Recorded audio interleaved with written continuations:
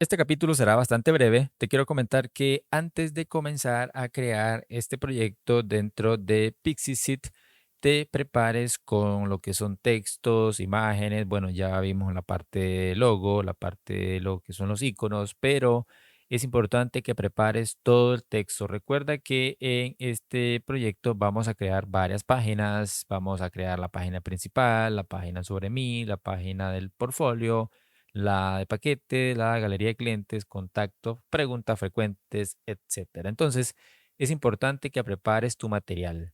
Si tienes fotografías tuyas de tu autoría, utilízalas, pero si no, te recomiendo los bancos de imágenes con fotografías que podemos utilizar, ya sea Pixabay, Pexels, etcétera. Entonces, yo aquí te voy a dejar algunas en lo que es materiales del curso. Te voy a dejar una carpeta con varias imágenes, pero recuerda que puedes sustituirlas. Estas que te voy a dejar son de lo que es Pixabay. Puedes utilizarlas sin ningún problema.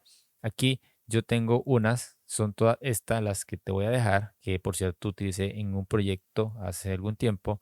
Y además aquí te dejo una carpeta llamada documentos. En esta carpeta llamada documentos te dejo una serie de textos, por ejemplo, ideas de cómo crear lo que es paquetes. Aquí se me fue hacia el otro lado. Aquí está. Entonces, esta página, este documento es donde puedes ver algunos paquetes. Ahí los puedes personalizar. Si ya tienes tus paquetes armados, no hay ningún problema. Pero ahí te dejo ese documento. Tengo otro de, por ejemplo, testimonios. Es este otro. Lo que pasa es que se me está yendo el documento hacia la otra pantalla. Aquí puedes ver algunos testimonios que también puedes recopilar de tus clientes. También tenemos, creo que aquí están los documentos sobre política de privacidad, términos y condiciones.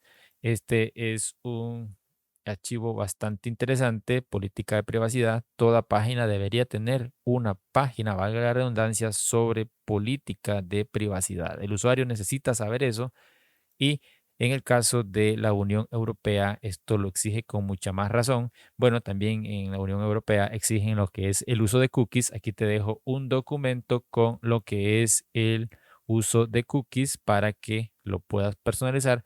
Aquí únicamente tendrías que cambiarle lo que es sí, el dominio, la URL, o personalizar cada uno de los textos.